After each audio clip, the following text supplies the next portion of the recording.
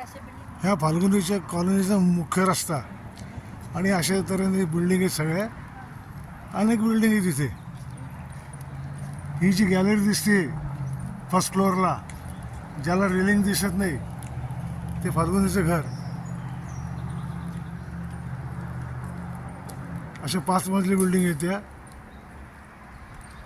आता आम्ही चाललो सरळ रस्त्याने. हे पण इकडे पलीकडे खाली एक रस्ता आहे आणि खूप मोठं शहर आहे ते आणि भरपूर पसरलेले. आता एक एक तुला दाखवतो. या सलगच चालला मी रस्त्याच्या लेफ्ट साईडला माझ्या बिल्डिंग आहेत. एकाच टाईपचा कलर दिला सगळ्या बिल्डिंगला